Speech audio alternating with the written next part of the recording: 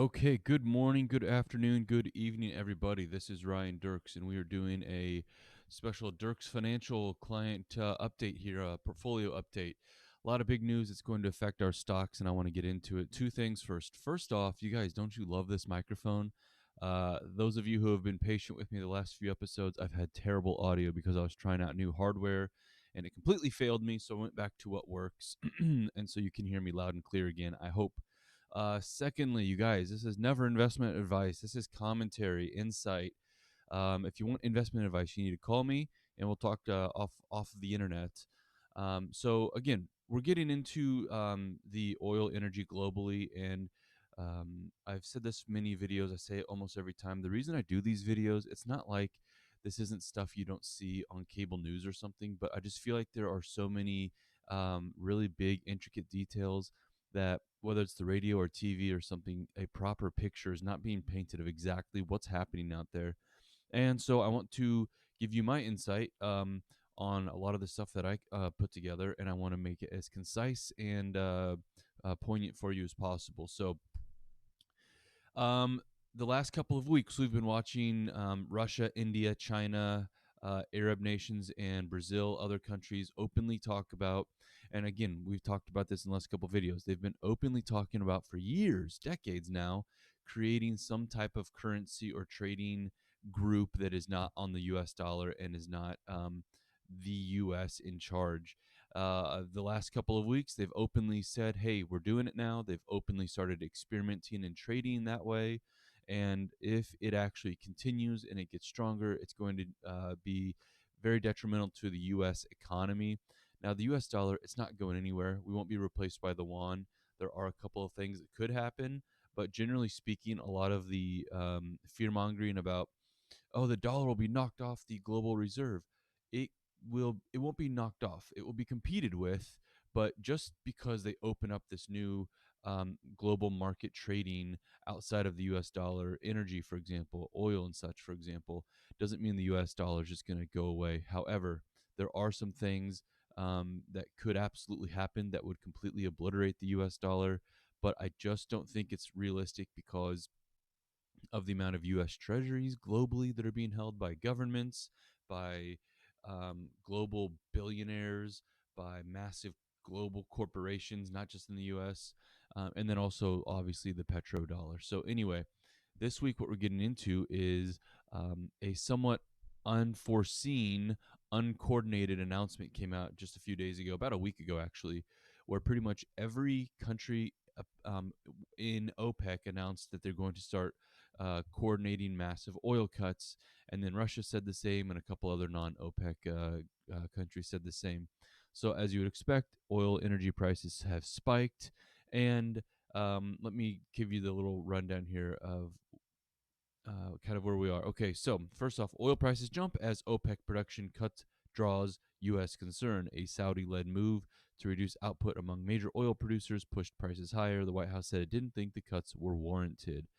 Well, let's talk about what is and is not warranted.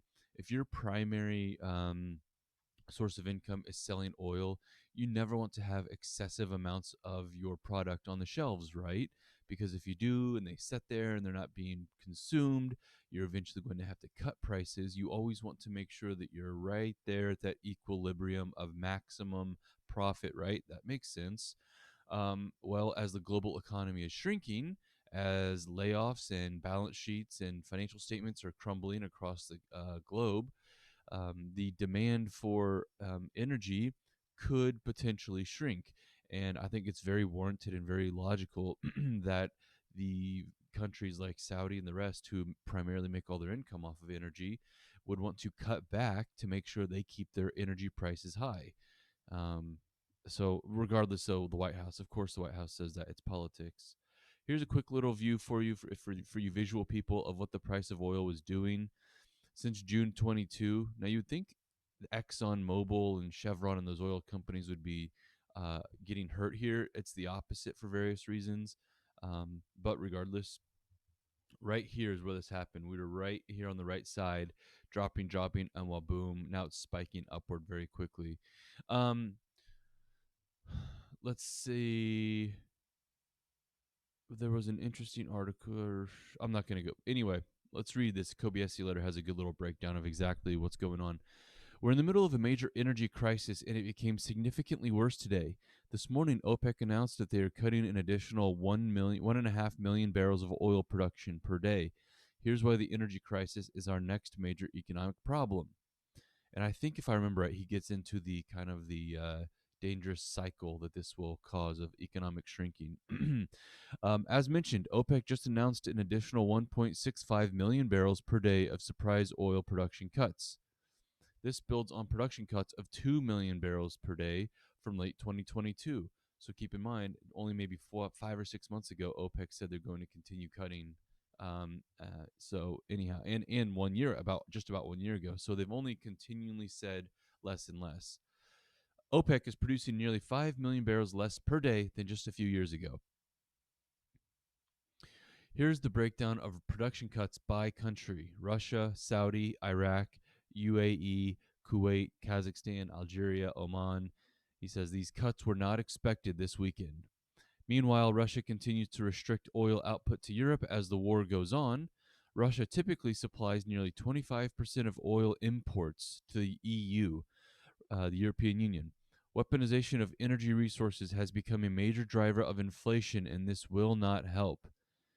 Um, a few months ago, Russia cut oil production to Europe by nearly 500 million barrels per day. This came after the European Union capped the price they would pay for Russia crude at $60. So EU said, "Hey, Russia, we don't like what you're doing in Ukraine, so we refuse to buy anything if it's priced above $60." Well, then Russia said, "Fine, here's 500,000 less per day, and oh, by the way, we give you one out of every 4 barrels." So he continues. Today's cuts only build on production cuts from a few months ago. The same can be said about natural gas, which Russia typically supplies to Europe. Currently, Russia exports of natural gas to Europe are down over 80% from their highs just before 2020. The Nord Stream pipeline is now shut down indefinitely, according to Russia. So again, you can see Europe's natural gas situation is getting worse, the amount they have. Inflation around the world continues to be fueled by higher energy prices. The euro area inflation rate is still at 8.5, with multiple countries seeing 20% plus inflation year over year. The inflation rate for EU is at an alarming 9.9% right now. Inflation from energy alone is currently at almost 14% in the euro area. Inflation from all items, excluding energy, is at 8%. The inflation rate is nearly double all other categories. So again, energy extremely expensive right now before this announcement. Markets will soon react to the surprise OPEC production cut from this weekend. Oil prices will likely rise back above 80, an unwelcome development by the central banks attempting to fight inflation. Supply side inflation is set to worsen on this news. That's the important thing I'll get to in a sec. Overall, the politicization,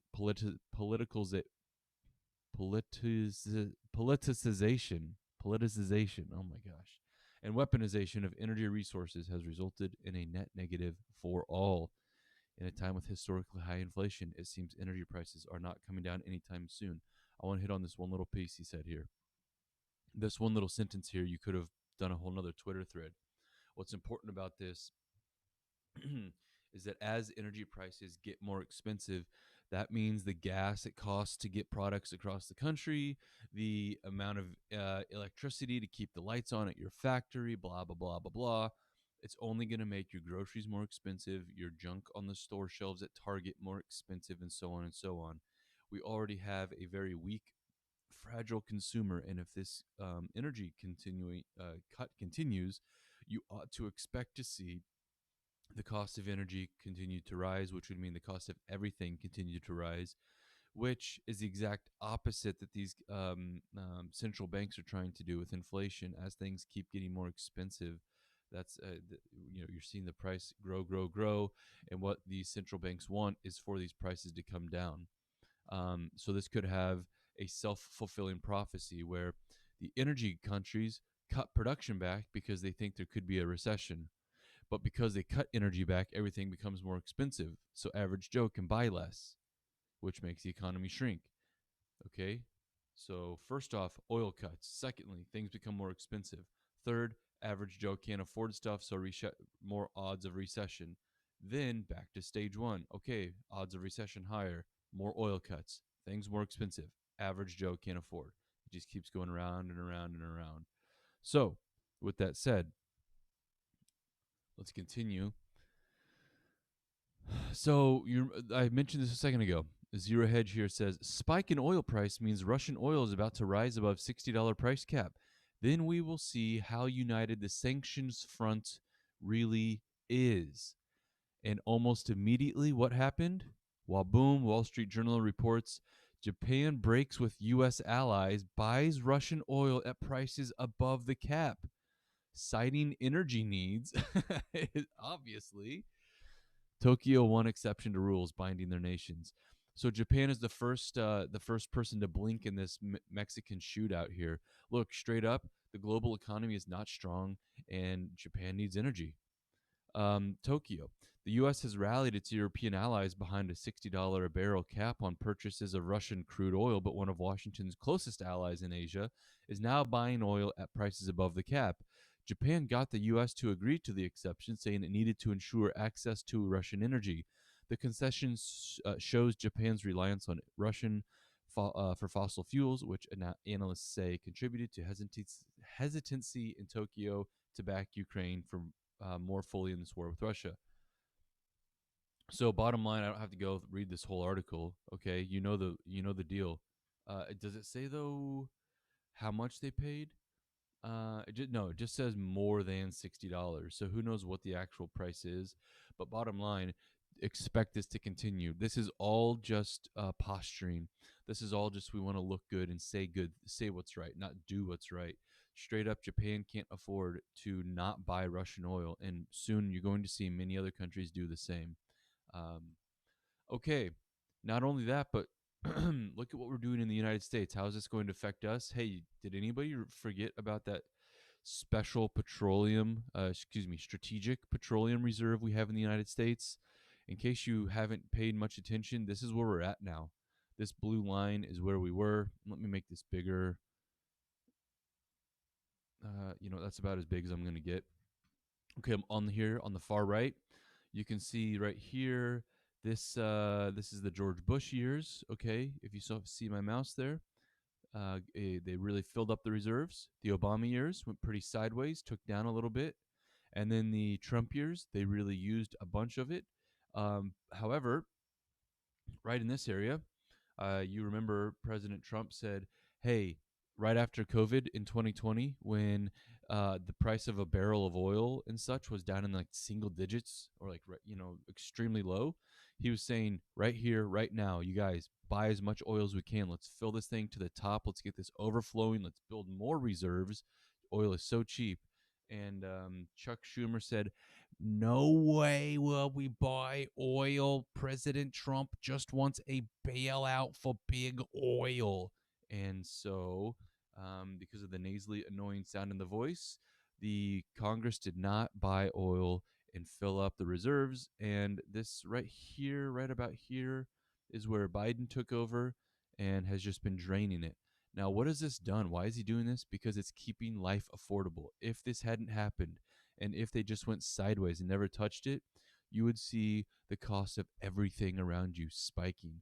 A ton of this energy is being sent to Europe as well. Some of this energy is being sent to China. Some of this energy is being sent to Ukraine.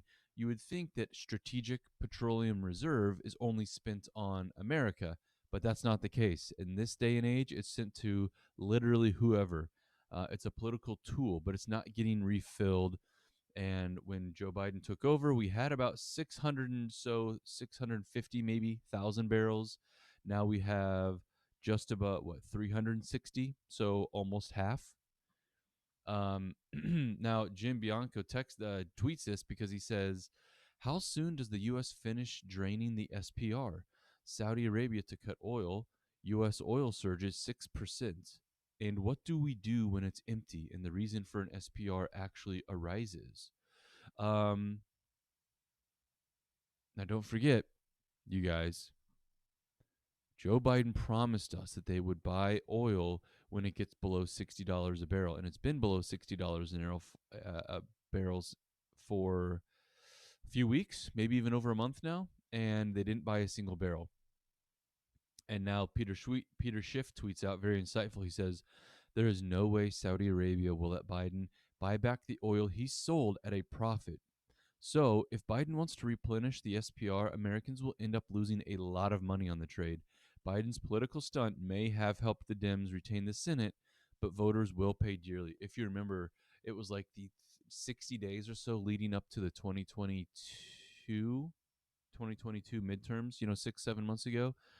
For that 60-day period, he just opened up the faucet and poured oil at whoever wanted it to keep prices down. Again, it's a political tool. But Peter Schiff's got a great point here. There's no chance Saudi Arabia anymore is going to give him a chance to buy oil down below 60 where it was. Why would they? They don't owe it to him. And then, of course, the reply from the White House says right here, White House, we are focused on prices. We are not focused on barrels. Again, what does that even mean? And that's why, Doomberg here retweets it with this GIF.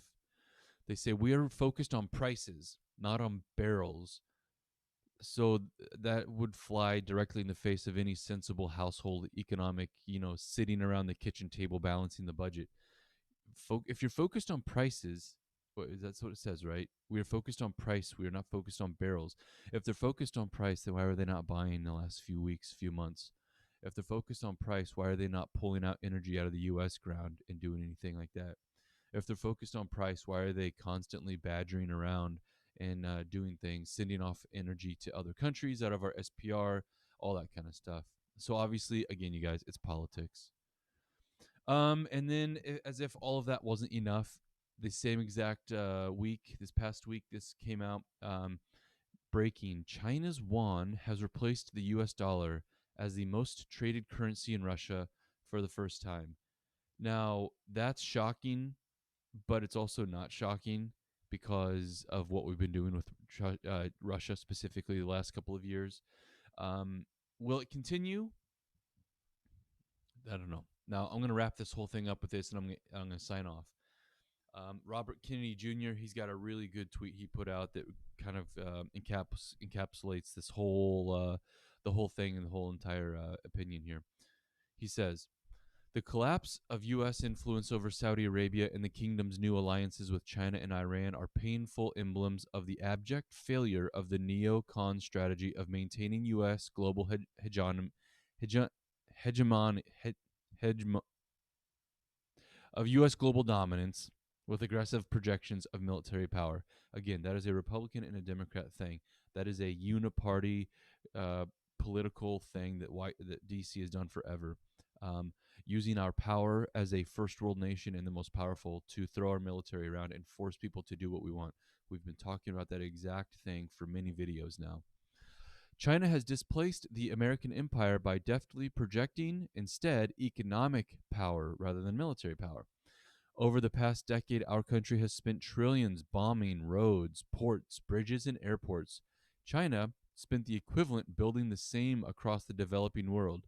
The Ukraine war is the final collapse of the neocon short-lived American century.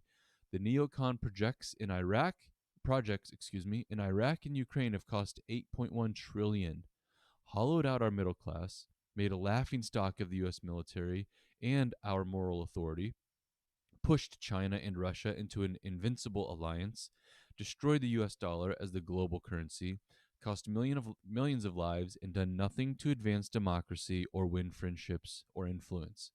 Bottom line, you guys, I couldn't have written it better. Um, again, this isn't something that just popped up. It's not something that, oh, the Democrats are doing this. Oh, the Republicans are doing. No.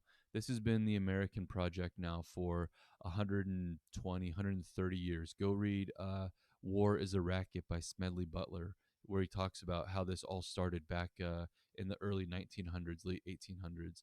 And now this is coming full circle. We have run out of money. We have run out of energy. We have run out of moral authority.